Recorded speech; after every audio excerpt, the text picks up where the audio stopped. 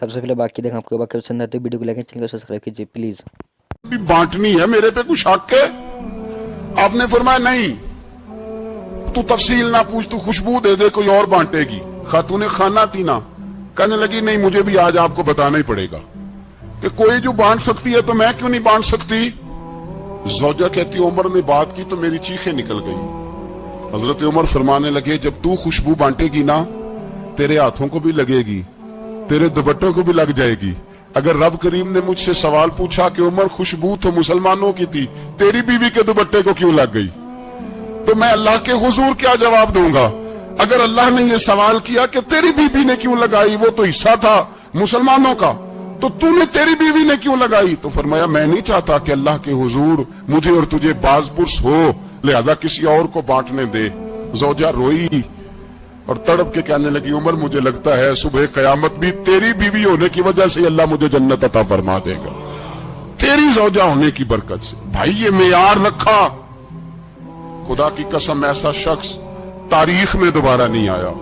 اتنا بڑا آدمی، اتنا بڑا شخص، اتنا بڑا آدمی، اور پھر رنگ یہ ہے کہ عمر 22 لاکھ مربع میل کا حکمران، 22 لاکھ، اور کھجور کے درخت کے نیچے مٹی کا ڈھیلا لے کے سو گئے ہیں، پرواہ کوئی نہیں، کوئی مسئلہ ہی نہیں.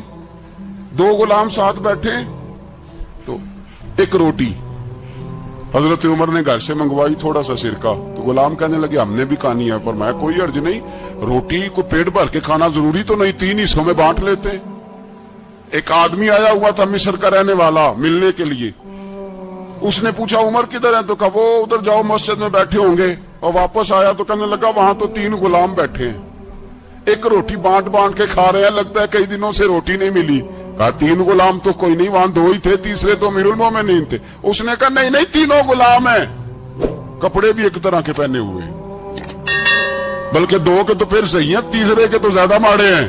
کپڑے بھی ایک طرح کے، کھانا پینا بھی ایک طرح کا، اور ان کا نشست برخاست بھی ایک طرح کی، لہذا کوئی فرق نہیں. حضرت ابو ہریرہ کہتے ہیں میں لے کے آیا، اور جناب عمر کو جب میں نے کچی زمین میں تامت سمیٹ بیٹھے دیکھا تو میں رو پڑا. میں نے اس مصر سے آنے والے کو کہا تو اس کے جلوے دیکھ، اگر اس کی ذات میں اتنا حسن ہے تو محمد عربی کا مقام کیا ہوگا. یہ مقام غور ہے، مقام غور. 10 محرم کو لوگ دیگے پکائیں گے نا، نہیں پکانی ہے، کوئی بول دے نہیں ہاں نہ نہیں کر دے. پروگرام بدلیا تو نہیں دی عید کی کہ وہی کام شروع ہوا ہے لات ٹائٹ ہونے والا. کیوں جی پکنی ہے نا دیکھیں 10 محرم کو انشاءاللہ تعالی، ہم بھی پکائیں گے انشاءاللہ، یہاں بھی پروگرام ہوگا. تو 10 محرم کو جو دیگ پکنی ہے تو ایسا نہیں ہو سکتا کہ 1 محرم کو حضرت عمر کے نام کی بھی کوئی پک جائے. اگر امام حسن حسین کے نام کی دیگیں پکے تو جو امام حسن حسین سے پیار کرنے والے ہیں، جو امام حسن حسین سے، ہم لوگوں نے بھی عجیب رٹا اپنایا ہے نا، ہم لوگ بات کا ایک پہلو دیکھتے ہیں دوسرا نہیں دیکھتے. حضرت امام حسن اور حسین کو بھی نبی پاک نے شہید کہا، اور جناب عمر کو بھی رسول اللہ نے خود شہید فرمایا. فرمایا شہید ہے، خود فرمایا اپنی زبان سے کہ یہ شہید ہے، خود میرا عمر شہید ہے. تو ان کے نام کی دیگ نہیں پکنی چاہیے، اس طرف نہیں ہماری توجہ ہونی چاہیے. اور اہل بیت نبوی، یہ بات میں پہلے بھی کرتا ہوں آج پھر کرنا ضروری سمجھتا ہوں، اہل بیت کا پیار سن لو کان کھول کے. اہل بیت کا پیار اگر ہمیں کسی نے سکھایا ہے تو سیدنا عمر فاروق نے سکھایا ہے. اہل بیت نبوت کی محبت اگر کسی نے سکھائی ہے تو کسی نے سکھائی ہے؟ بول کے بتائیے. حضرت عمر نے. اہل بیت کا پیار ہمیں حضرت عمر نے بول کر کے سکھایا ہے. بھائی یاد رکھیں، کسی کی طاقت نہیں تھی دم مارنے کی حضرت عمر کے سامنے، طاقت ہی نہیں تھی. کیسر و کسرا کانپ جاتے تھے، جرت ہی نہیں کرتے تھے حضرت. اور ہمارے تو تعلقات بڑے ہیں نا غیروں سے.